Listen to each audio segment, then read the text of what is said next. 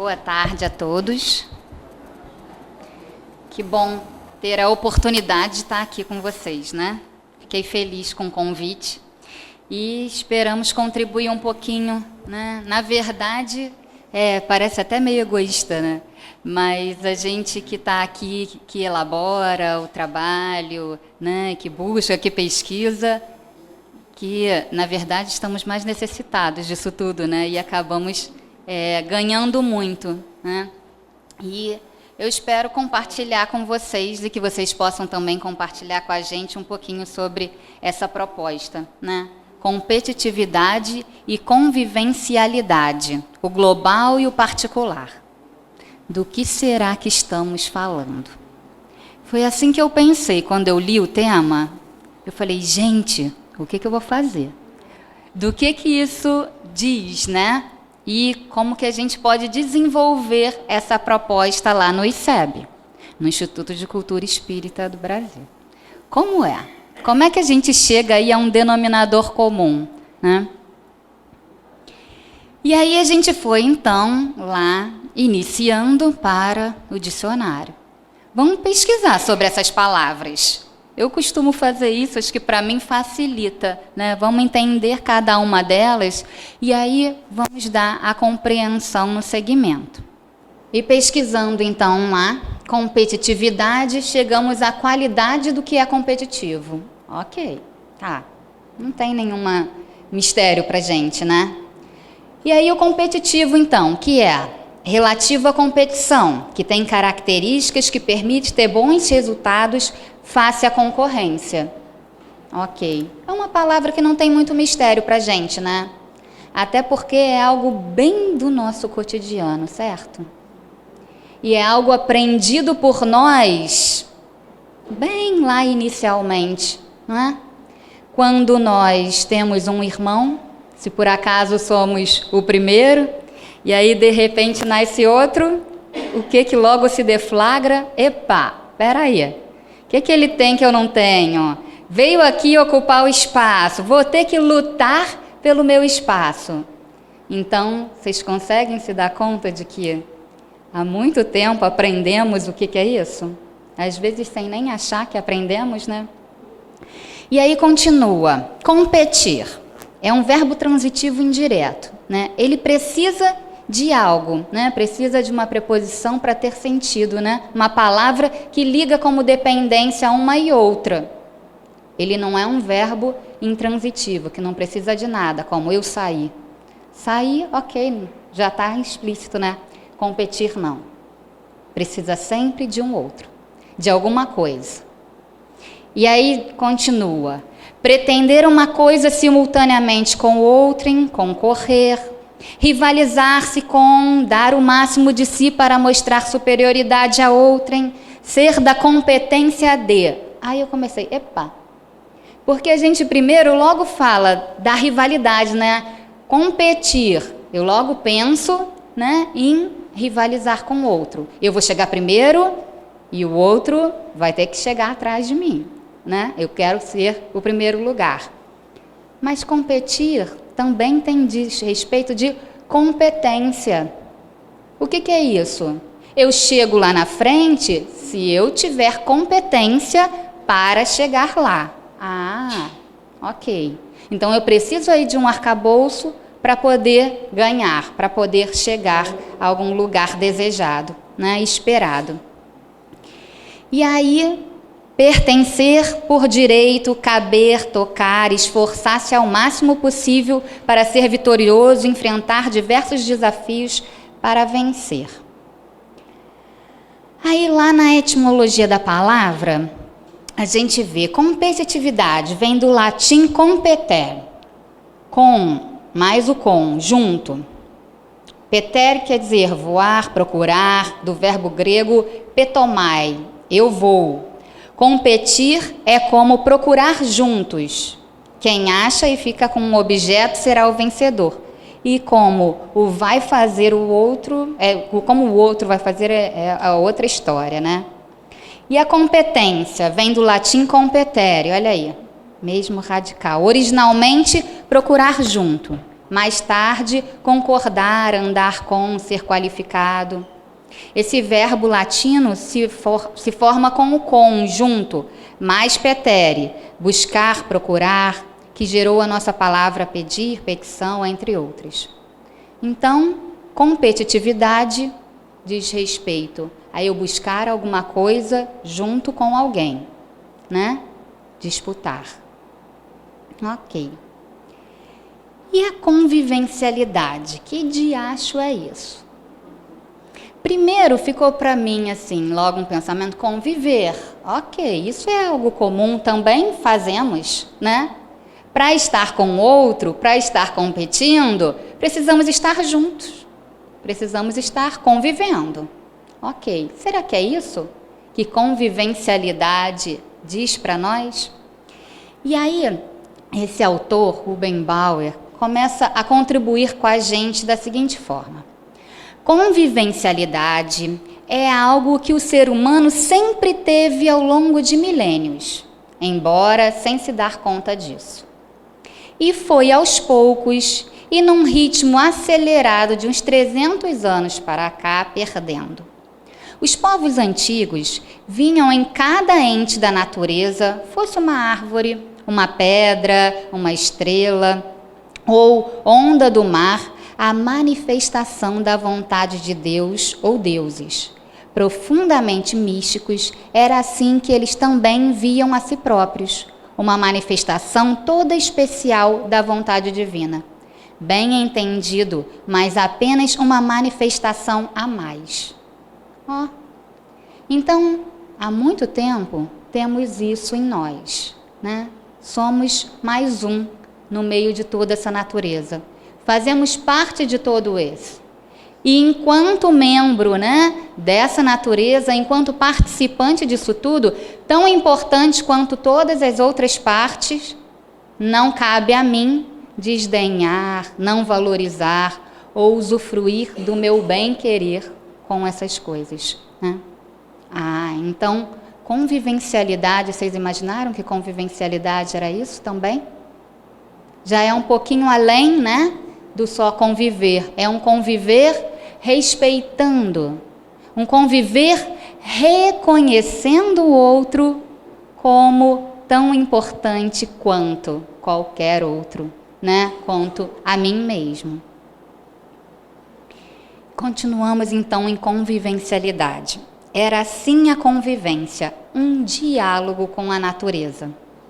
Penso, logo existo. Aos poucos, esse meu existir vai deixando de ser porque Deus quis e vai se tornando porque eu penso.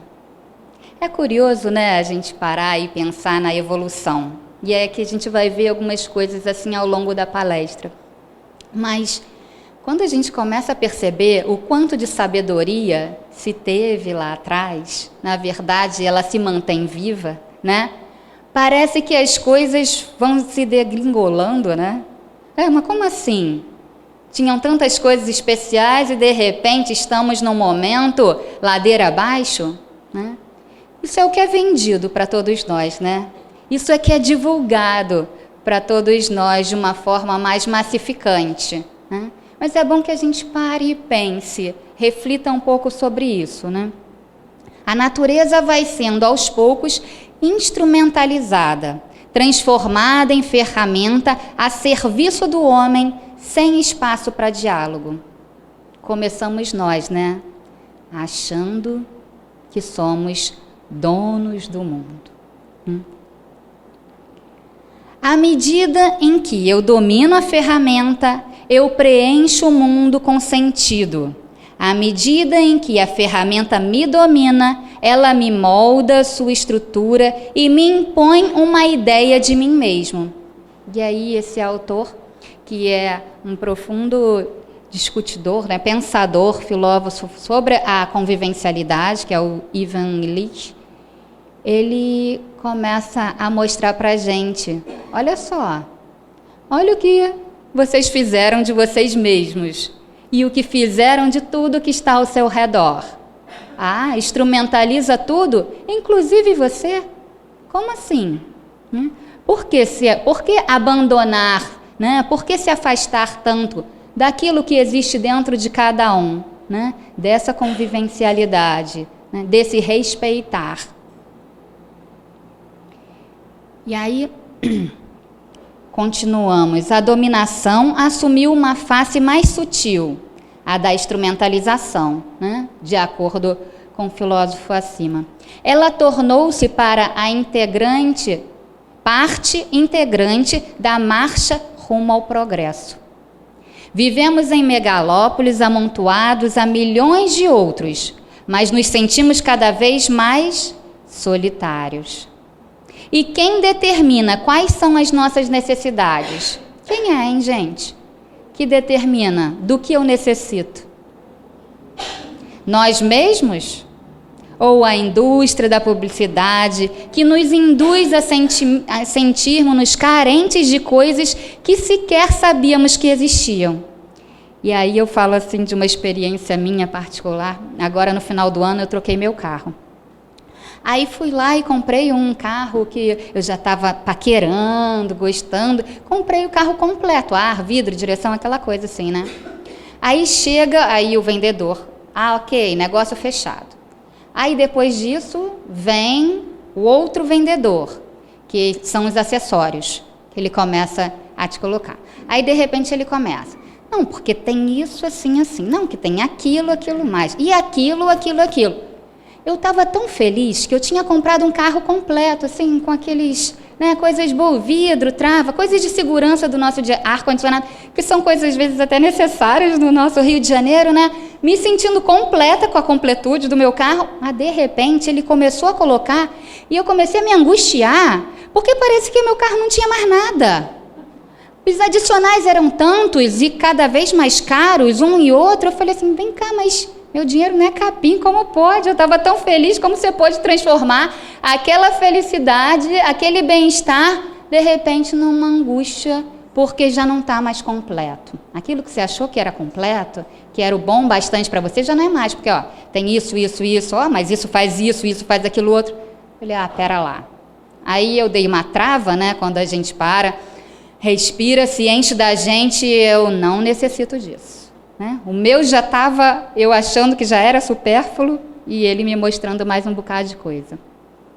Pior não são apenas os outros e a natureza que nós transformamos em instrumentos para nosso uso. Como convivemos com o nosso próprio corpo? Dialogamos com ele? Sabemos pressentir seus sinais de alerta? Será que nós comemos quando sentimos fome? Será que nós dormimos quando sentimos sono e quando o nosso corpo precisa de sono? Ou será que a gente vai seguindo as convencionalidades, né? O que é convencionado? Né? Ou comemos, ou paramos de comer quando a fome cessa? Ou continuamos a comer por conta de uma outra necessidade? Não, por conta da nossa fome. Então, como nós estamos nos percebendo também? Fomos perdendo, assim, a convivencialidade espontânea e natural que tínhamos com o mundo, com os outros e conosco mesmo. E aí, a gente traz a contribuição do Luiz Silveres, que é da Universidade Católica de Brasília, num artigo dele sobre a aprendizagem e sobre a formação dos professores, né? E eu fiquei pensando assim, né? Por que colocar aprendizado? O que isso tem a ver com esse nosso tema? Tem tudo a ver, né? É através do aprendizado que nós vamos nos construindo, é através do aprendizado que nós vamos chegando a outros lugares, né? O tempo todo aprendemos das formas convencionais, na escola, né? Nas palestras e principalmente no nosso dia a dia, né? Como olhamos o outro, como nos relacionamos com o outro, como a vida é uma grande escola, né? Para todos nós. E aí ele contribui com a gente, falando, o sujeito contemporâneo, além de tornar-se objeto do sistema, tornou-se objeto de si mesmo. no conjunto dessa lógica, tudo é transformado em objeto. Daí a possibilidade de ser explorado e mercantilizado.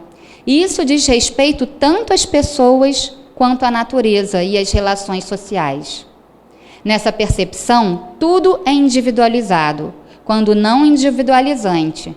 Há aspectos que minimizam fortemente a convivialidade.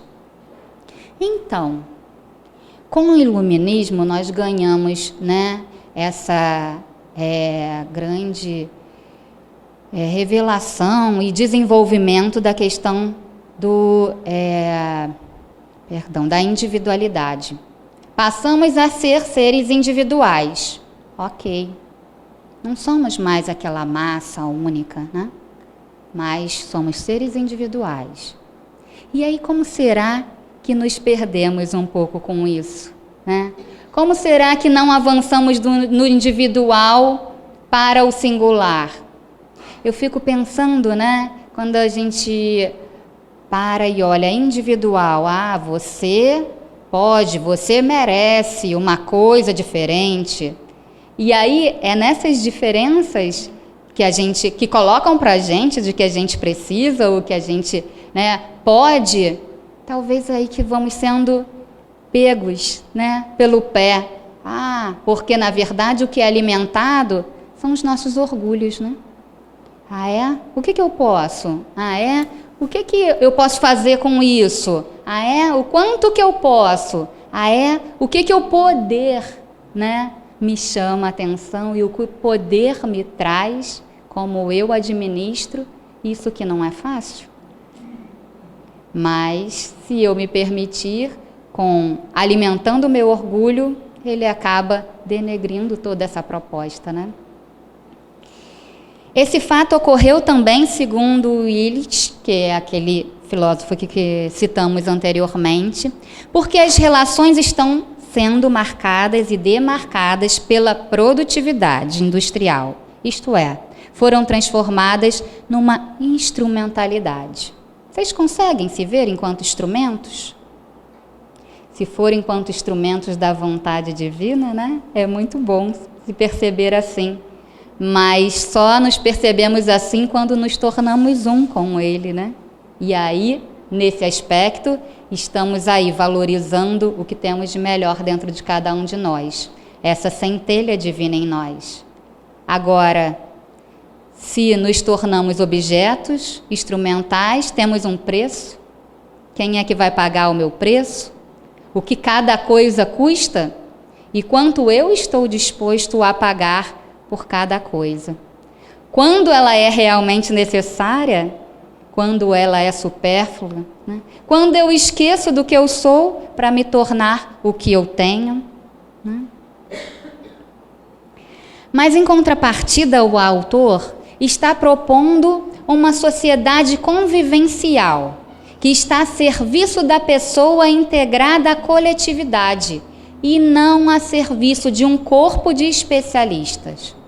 Convivencial é a sociedade em que o homem controla a ferramenta. Ok. Eu costumo falar assim com os meus clientes, né? Que às vezes num nível de ansiedade muito grande, fala, Tatiane, eu já não domino e a minha emoção fala mais alto e tudo fica mais difícil. Falei, pois é, mas aí a emoção que te tem, não é mais você que tem a emoção? Ora bolas, que poder que você dá a ela, né? E aí parece que está, né, na mão aqui dessa proposta, para fortalecer essa proposta, não sei se é assim que pronuncia, tá, gente? Vocês me desculpem. Mas sugere uma educação baseada na convivialidade, que se faz por meio de uma relação convivencial, compreendida como a ação de pessoas que participam da criação da vida social. Eu estou ali comprometida com tudo ao meu redor. Tudo ao meu redor como, Tatiane? Por exemplo, né, enquanto psicóloga na saúde mental, a saúde mental tem uma proposta muito assim do conviver, né, de como estamos comprometidos com todos aqueles seres ao nosso redor. Então, quando estamos ali num trabalho, por exemplo, no CAPS, que é o Centro de Psicossocial, de Atendimento Psicossocial, os pacientes chegam até nós, né, e trabalhamos em oficina, trabalhamos nas coisas pequenas do dia a dia, no aprendizado comum mesmo. Não necessariamente, mas também isso acontece dentro de uma salinha, como um modelo do consultório, eu e você, né? Então, assim, é no conviver, é me comprometendo com o outro, no auxílio para ser, na verdade, um companheiro de viagem, né? Um colaborador na sua jornada. E aí eu fico pensando, ok, lá dentro daquele espaço que está organizado dessa forma, onde as pessoas vêm até você para desenvolver esse trabalho, ok, as coisas estão mais prontas, apesar que a nossa prática é danada, né? O tempo todo nos coloca desafios. Mas e perto da nossa casa? Quando nós temos uma pessoa com um transtorno mental, como é que nós nos comportamos? Será que nós nos escondemos deles? Será que nós fugimos quando tocam a nossa casa lá, que seja de noite, de manhã, pedindo um socorro para auxiliar de alguma forma?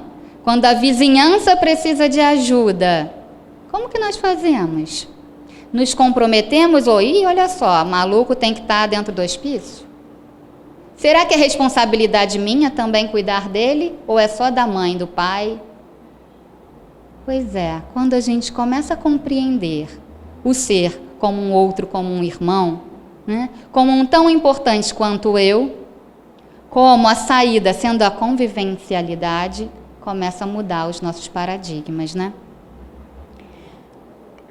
Transladar-se da produtividade para a convivencialidade é substituir um valor técnico por um valor ético, um valor material por um valor real. E aí o Silveres contribui com a gente. Então assim, uma colega me falou que o filho dela, com 10 anos, estava tendo uma carga na escola de trabalhos, de provas, assim, que ela achou uma coisa meio esquisita. Ela tendo, os pais agora, né, precisam ficar o tempo todo ali com os filhos, porque a carga é pesada mesmo.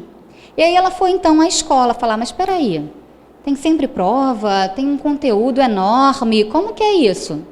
E aí a explicação para ela, ele tem 10 anos. O nosso ritmo aqui é de vestibular. Eu fiquei pensando, como é isso, né? Para o vestibular, ele tem pelo menos 7 anos pela frente, né? As pessoas entram na faculdade com 17, 18 anos, certo? Ele tem 10. A preocupação ali era o quê? Com uma formação técnica, né? A questão ética, o conviver, com certeza fica muito distante dentro dessa visão, certo? No contexto moderno, o projeto de aprendizagem esteve vinculado ao progresso, com base na Revolução Industrial, para a qual a tecnologia tornou-se o elemento dinamizador. Ainda na modernidade, mas na perspectiva contemporânea, a máquina ou hardware foi a metáfora apropriada para compreender essa realidade. Mas, aos poucos, esse procedimento começa a ser superado pela valorização das redes, identificado pelo software. Assim, aos poucos, a mecânica é substituída pela energia, a rigidez pela fluidez, o ensino pela aprendizagem. Parece que estamos entrando no caminho que não dá para dar marcha ré, né? A tecnologia tem nos auxiliado a poder perceber que não dá mais para ser do jeito que era. E agora? O que a gente faz com isso? Nessa mutação, delineia-se também uma reforma do pensamento, que ultrapassa o modelo linear ou cíclico e introduz-se o paradigma da complexidade, que, segundo Morin, que é um filósofo, antropólogo, sociólogo francês, é o pensamento que se esforça para unir, não na confusão, mas operando diferenciações. Nesse sentido, é viável compreender a aprendizagem como um processo que o autor define pelo termo latino complexus, que significa fundamentalmente a arte de tecer conjuntamente. Olha que contribuição, né? Maravilhosa para a gente. Quando a gente fala assim, olha só, as coisas já não são mais tão lineares, tão simples assim. A proposta agora são as coisas mais complexas. Ai, Tatiane, que isso? Vai ficar difícil? Mas complexidade aqui não diz respeito a ser difícil.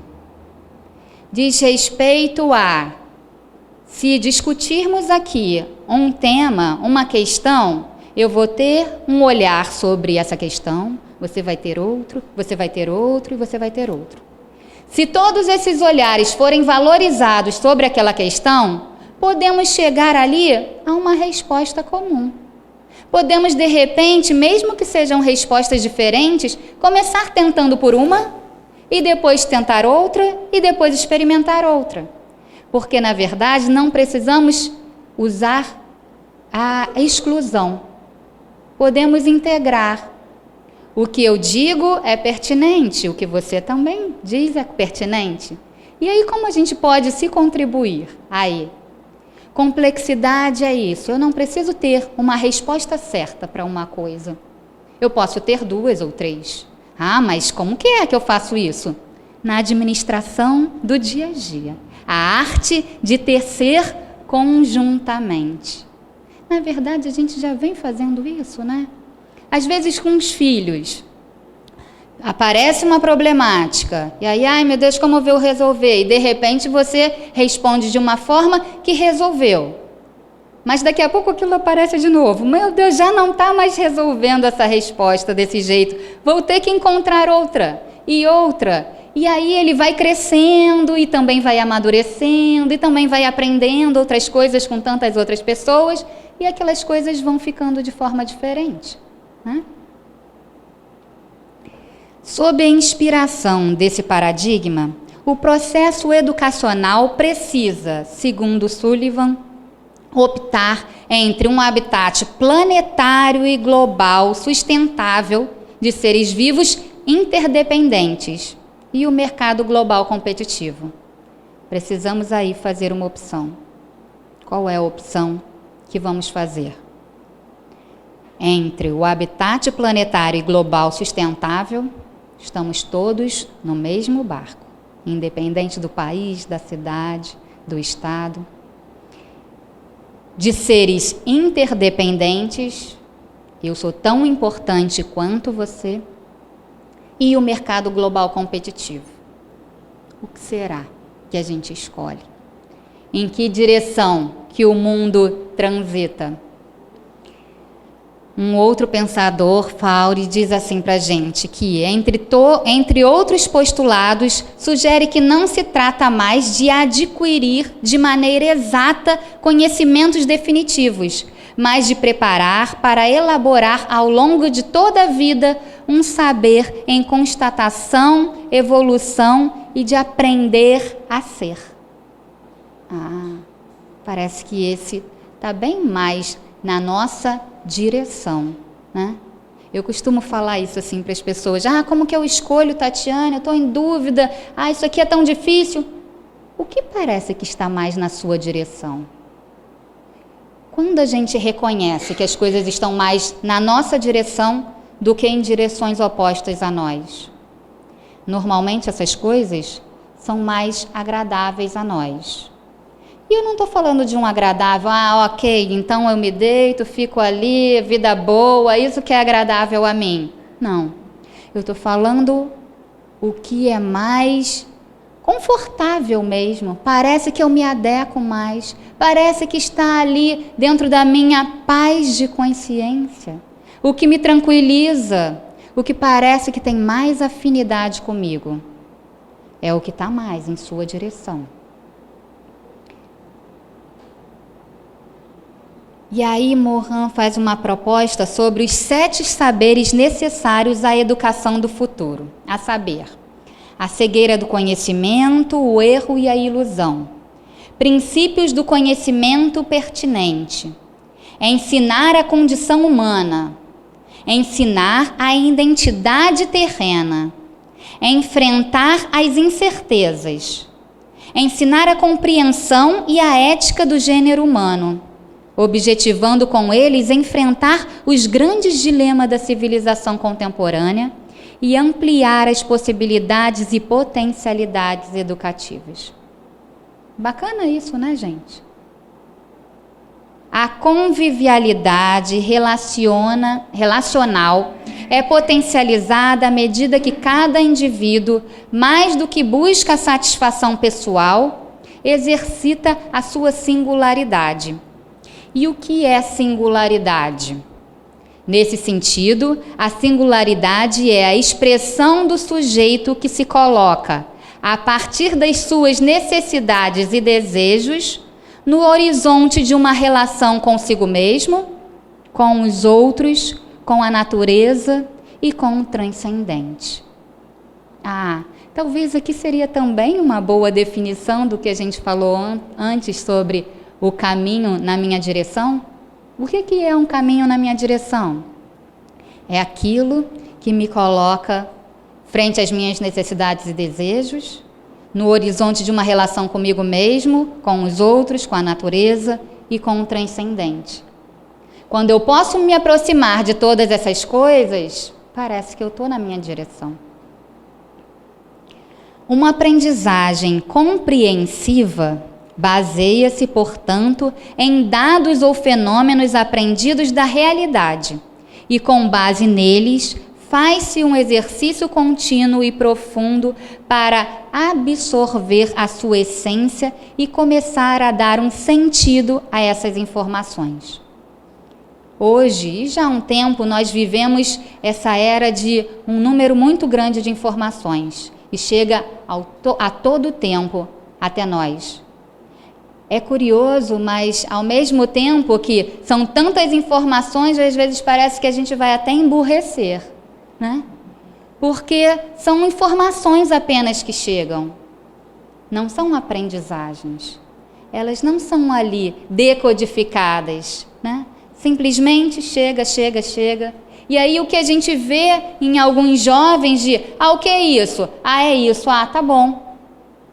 Tá bom? Como assim? Já passa para outra pergunta e... Não, a proposta é que possamos perguntar cada vez mais, né? Poder elaborar ali, mas isso aí faz o quê? Sabe recuperar aquela coisa da criança? Mas por quê? E aí você fala, mas por que isso? Mas por que isso? No intuito de aprendizagem mesmo, de poder se aproximar, de estar junto, de acolher todos aqueles novos aprendizados, né? Naquela descoberta de enquanto ser que eles estão, né? Que possamos deixar vivo isso em nós por toda a nossa jornada. E aí então, Leonardo Boff vem contribuir com a gente também com mudanças de paradigma. Será que precisamos mudar os nossos paradigmas? Será que já mudamos faz tempo? Ou será que estamos a caminho disso?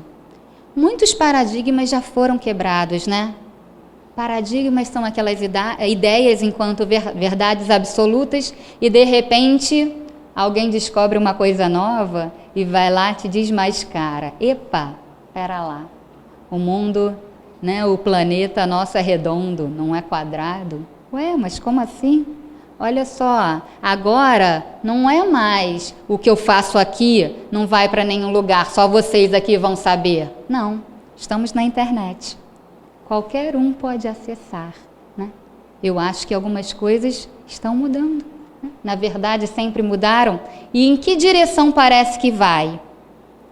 O velho paradigma, o paradigma do inimigo e do confronto persistente, é um paradigma simplista, linear e reducionista. Ainda, em muitos momentos, vivemos esse paradigma. Quando entendemos que eu sou a potência, a maior potência absoluta, e o outro não é. Então vamos lá, joga a bomba no outro, porque o outro não faz o que eu quero. É um paradigma reducionista, onde eu tenho a verdade e você tem a mentira. Onde eu sou maior e você é menor. E por quantas vezes reproduzimos isso no nosso dia a dia? E eu acho que não é de se envergonhar, né? Quando a gente reconhece que reproduzimos isso.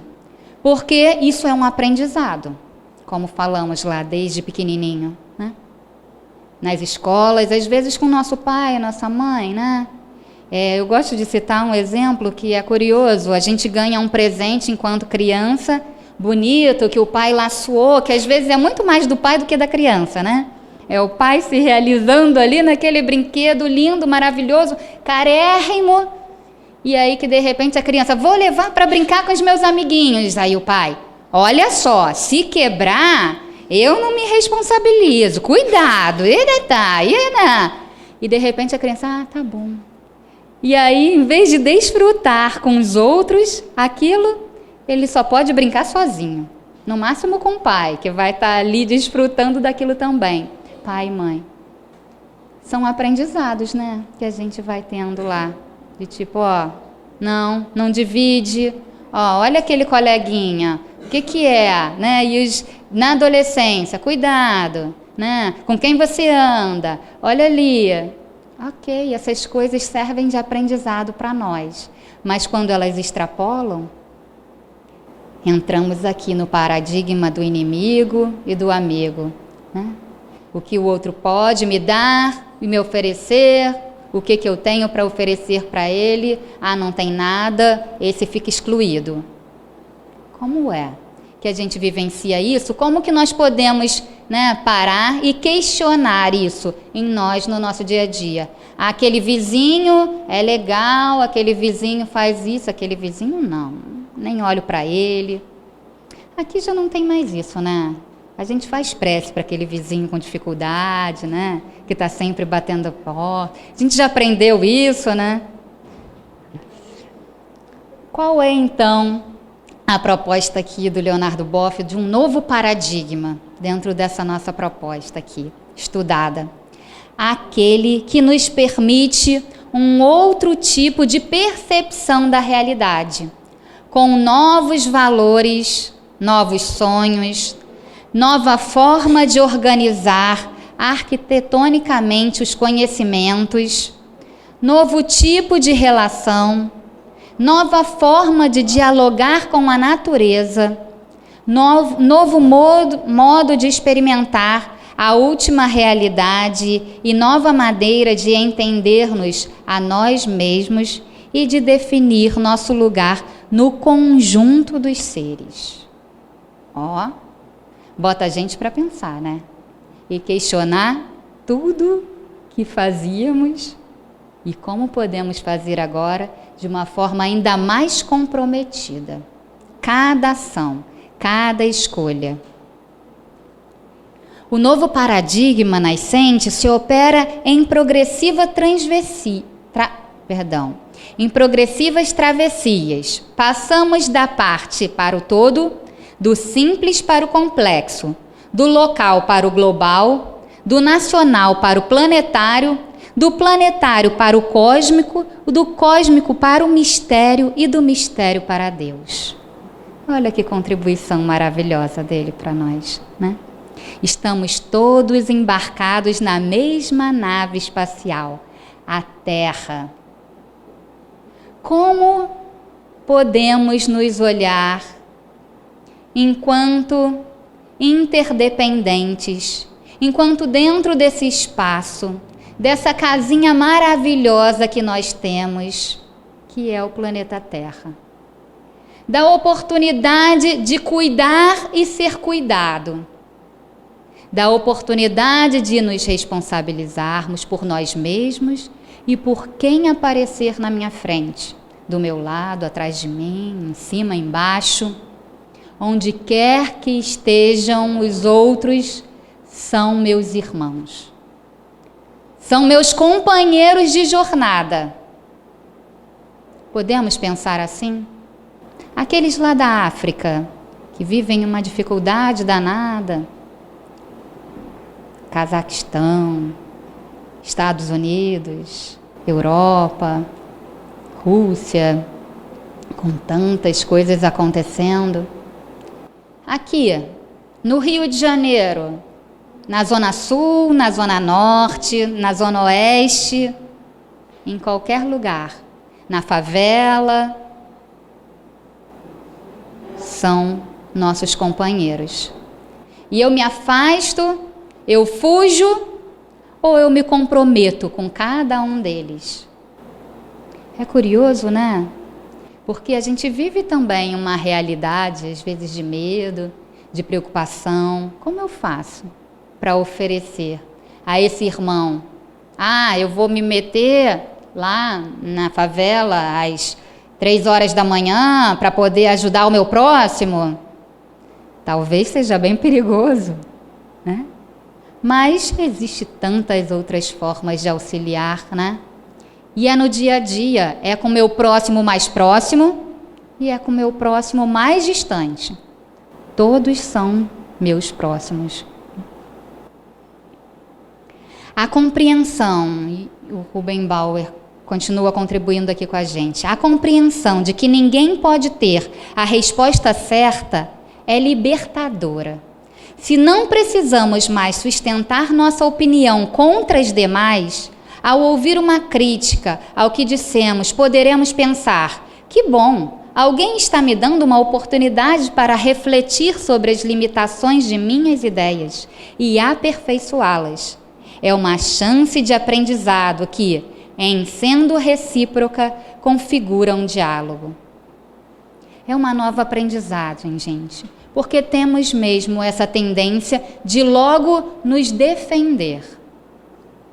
E às vezes é mais difícil porque também numa cultura onde a gente, quando ouve alguma coisa, eu preciso logo dizer outra. Não é assim? Eu me distancio muito das pessoas quando eu tenho essa visão, porque às vezes o outro simplesmente quer falar.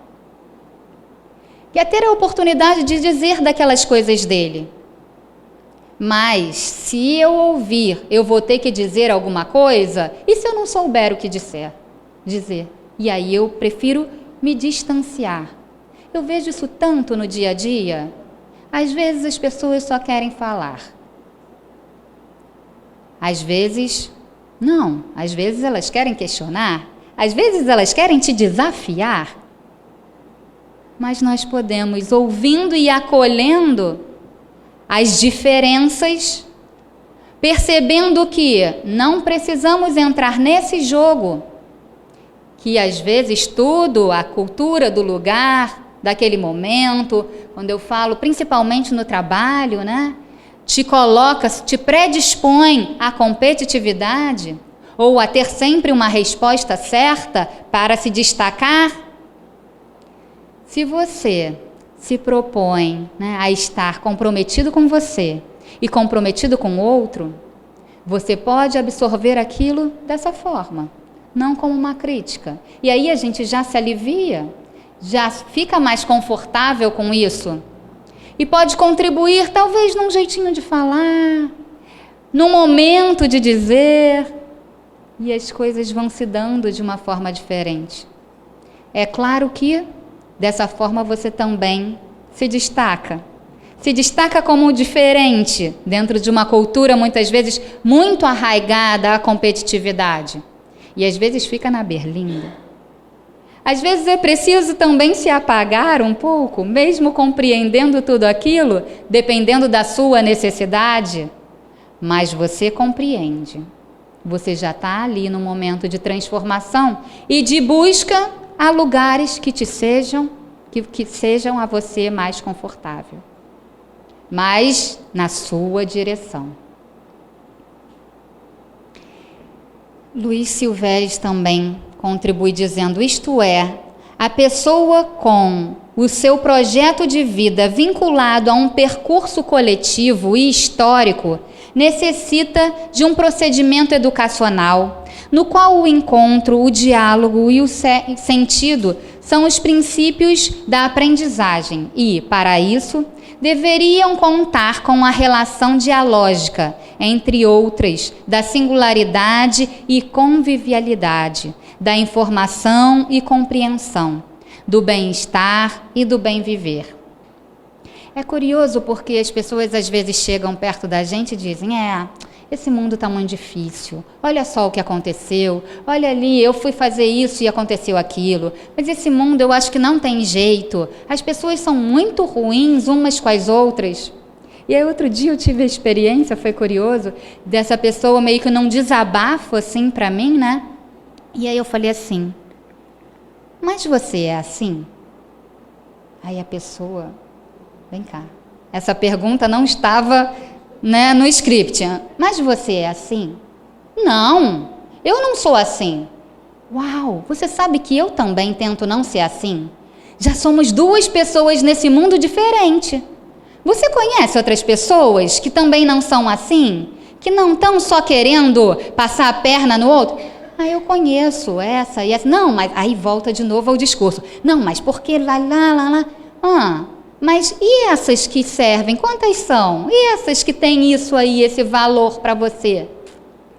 A gente fica tão contaminado com todas essas histórias, né? Porque o mal faz mais barulho, né, gente? Essas coisas todas são mais barulhentas. E aí chamam mais a nossa atenção. Já a bondade é mais silenciosa. Ela vai chegando às vezes de mansinho. Ela está em muitos lugares. Se a gente pensar em nós mesmos, cada um de vocês aqui, num único dia, quantas coisas boas já aconteceram com vocês até aqui, agora? E às vezes uma coisa acontece que parece que nada daquilo valeu a pena. Por exemplo, acordar. Poder olhar um dia bonito como esse. Poder sentir aí a sua respiração, o ar que entra e o ar que sai de você. Poder caminhar até aqui o ICEB. Vocês estão contando quantas coisas? Poder se alimentar. Poder encontrar com alguém, se despedir de alguém para vir até aqui.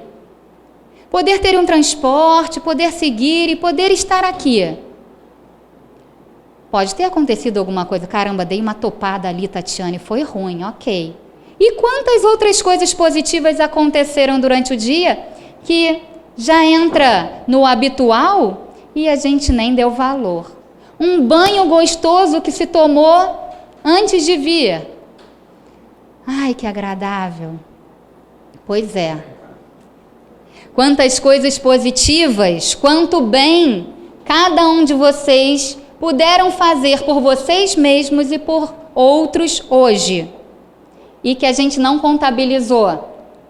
E que nem sai, não dá ibope, nem sai lá nos jornais. Pois é. Viu como o bem é mais silencioso? Pois é. Viu como o bem é grande? É poderoso? E existe, em grande, em larga quantidade. E aí, lá na Revista Espírita de 1866, a gente tem a contribuição, quando fala a lei humana, nas instruções dos Espíritos, diz assim: a lei humana, como todas as coisas, é submetida ao progresso. Progresso lento, insensível, mas constante. Por admiráveis que sejam para certas pessoas as legislações antigas do grego e dos romanos, são bem inferiores às que governam as populações avançadas de vosso tempo. Vamos começar a olhar que muitas coisas mudaram e mudaram para melhor? Que estamos num processo de evolução, sim, apesar de teimarem para a gente que não? Olha só, antigamente, o que era? Quem era condenado, o que acontecia? Morte. Era cruz, era forca, né? Era guilhotina. Agora nós temos medidas socioeducativas. Vocês já ouviram falar sobre isso? Eu fiz algum mal, pichei um muro, eu vou ter que ir lá pintar o muro. Dentro da nossa realidade, nós vemos aí os presídios muito cheios, precisando ainda de muitas modificações, não tenho dúvida. Mas quantas coisas já evoluíram aí nesse processo, né? Então, assim, ainda temos muito que caminhar, mas já caminhamos, né? E precisamos observar. Também na Revista Espírita, no ano 9, lá em 4 de abril de 1866, da revelação. O que contribui com o nosso estudo? Os homens incontestavelmente progridem por si mesmos e pelos esforços da sua inteligência, mas entregues às suas próprias forças, esse progresso é muito lento. Se não são ajudados por homens mais avançados, como o escolar o é por seus professores. Então, assim, essa semana mesmo tinha uma jovenzinha lá no consultório falando: Tatiane, para que eu tenho que estudar? Eu não gosto de estudar. O estudo me serve para quê? E aí, assim, é a escola que muitas vezes nos dão aquele empurrão para sintetizar muitas coisas que precisamos aprender e nos auxiliar na nossa evolução. E aí, escola também ampliada, né? É o nosso lar, é a nossa sociedade. Estamos aqui caminhando. Se deixar por nós mesmos, a gente vai devagarzinho. Mas que bom que temos a oportunidade desses grandes homens e mulheres e figuras e eventos e situações que nos balançam, que nos mostram: olá, acorda, para onde você está seguindo? Quanto tempo mais você precisa para começar a enxergar diferente? O que será que a doutrina espírita é para a gente? Será que é esse novo paradigma? Será que é, na verdade, alguma coisa que está instituindo um novo paradigma? Já pensaram sobre isso? Todos os povos tiveram seus homens de gênio que tiveram em diversas épocas dar um impulso e tirá-los de sua inércia. E também lá na Revista Espírita, quando se fala o Espiritismo obriga,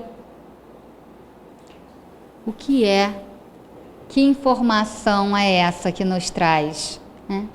Tem pessoas que abandonam, né, a doutrina espírita porque é muita responsabilidade. Vocês já ouviram isso?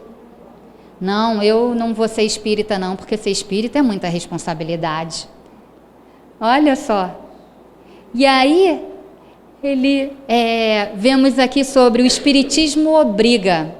O que é que traz para nós? Vós, fracas centelhas partidas do eterno foco do amor divino, seguramente não podeis pretender a uma tão grande irradiação quanto aquela do Verbo de Deus encarnado sobre a terra.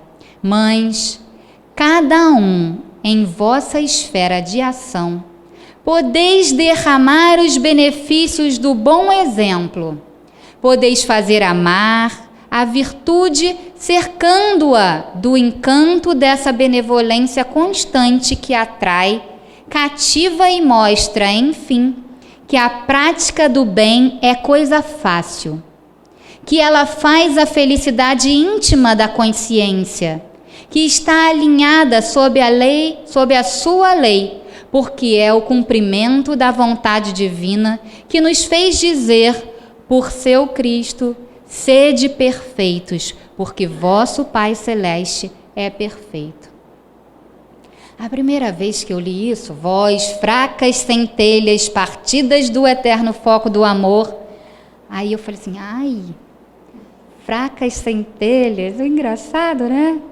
Aí depois eu continuei lendo, eu falei, Tatiane, seja humilde, sois fracas centelhas no caminho de fortalecer cada vez mais. É curioso, né? A gente quer sempre ser mais e mais. E aí, enquanto fracas centelhas, olha quanta coisa podemos fazer. No nosso dia a dia, fazer o bem. Fazer o bem sem olhar a quem? Né? Fazer o bem auxiliando o nosso próximo. E poder nos sentir bem com isso também. Olha que maravilha. É essa receita que eles nos dão. É bom assim quando a gente tem receita, né? Porque uma coisa é falar e eu faço como? E aí, com certeza sabemos aqui como fazemos o bem. Não precisamos necessariamente estar num trabalho de caridade, né? De grande vulto, mas é a cada instante. É dando uma carona para alguém que está subindo uma ladeira e que você vê que é possível colocar dentro do carro e seguir. É poder ouvir alguém sem necessariamente precisar dizer, mas poder ser um ouvido amigo. Poder, às vezes, olhar, sorrir, experimentar o outro, poder se calar. Também, muitas vezes, é caridade, né? Ora, o Espiritismo não é outra coisa senão a aplicação verdadeira dos princípios da moral ensinada por Jesus. Porque não é senão no objetivo de fazê-la compreender a todos, a fim de que, por ela, todos progridam mais rapidamente, que Deus permite esta universal manifestação do Espírito vindo vos explicar o que vos parecia coisas obscuras e vos encernar toda a verdade.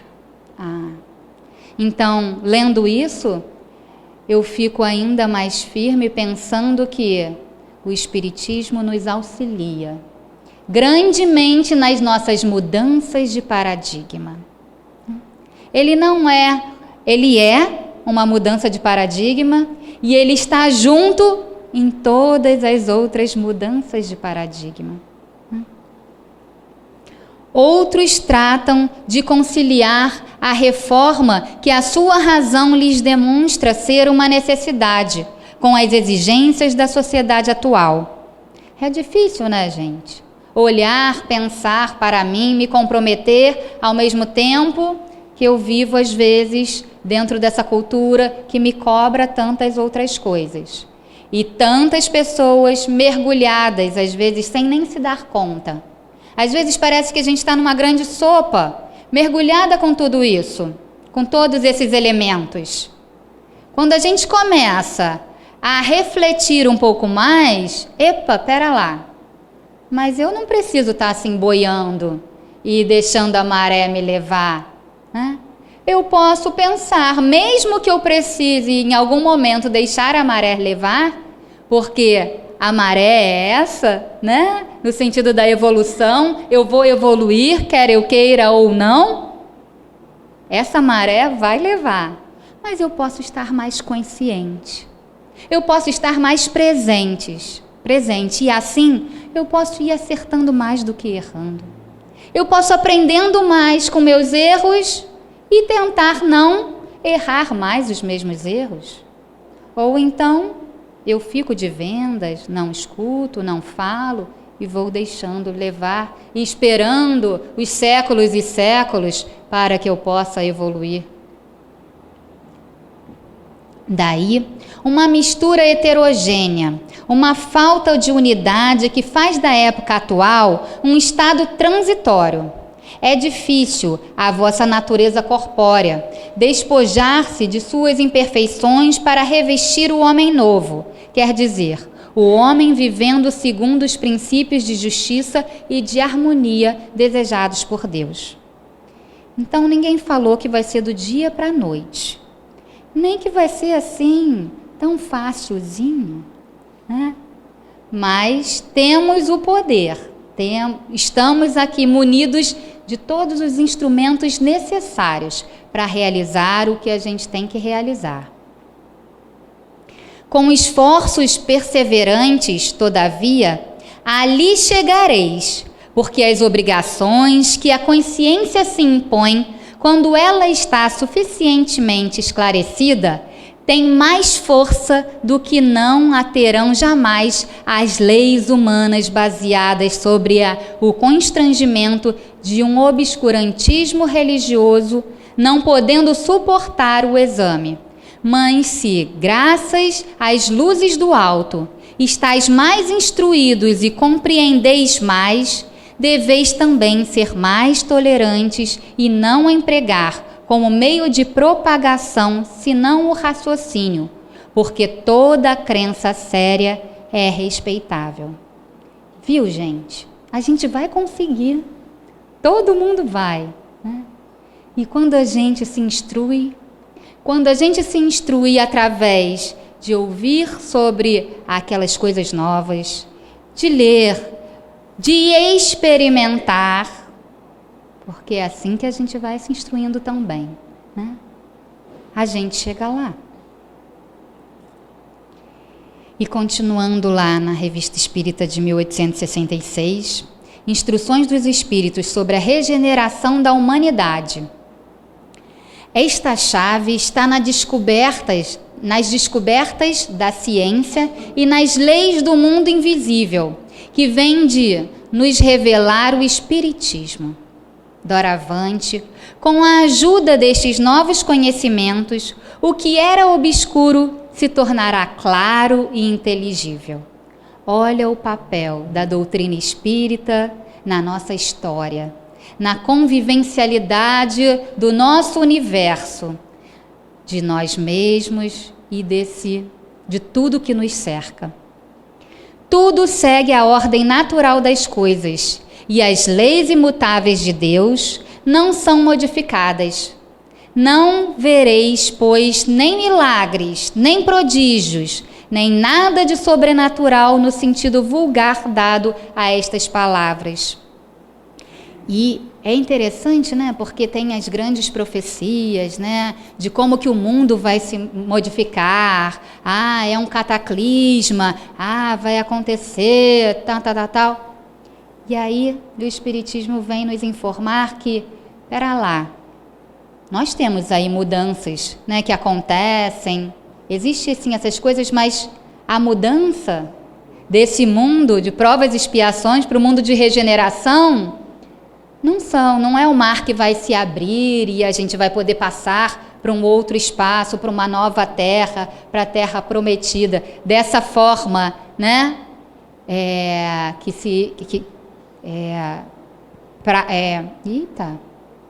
concreta. Não. Olha aqui. Não olheis o céu para nele procurar os sinais precursores, porque ali não os vereis. Aqueles que vos anunciaram vos enganaram. Mas olhai ao vosso redor, entre os homens, será aí que os encontrareis. É na nossa reforma íntima. É olhando a cada um de nós. É fazendo de nós homens de bem. É aí que as coisas vão mudar. É aí que o planeta se modifica. Não é, pois, o fim do mundo material que se prepara, mas o fim do mundo moral. É o velho mundo, o mundo dos preconceitos, do egoísmo, do orgulho e do fanatismo, que se desmorona. Cada dia dele carrega alguns destroços.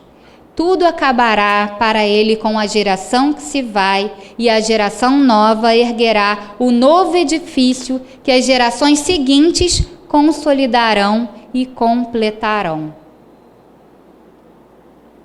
E aí, quem é essa nova geração? Como a gente pode identificar se nós somos nova geração nesse planeta?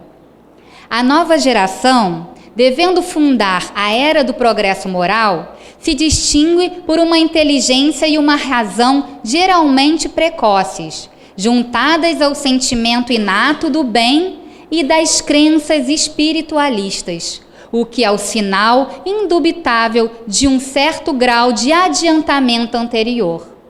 Ela não será composta exclusivamente de espíritos eminentemente superiores, mas daqueles que, tendo já progredido, estão predispostos a assimilar todas as ideias progressistas e aptos a secundar o movimento regenerador.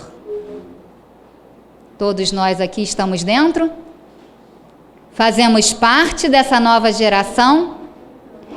É assim, é nessa direção que estão nossos pensamentos, nossos ímpetos, nossas atitudes?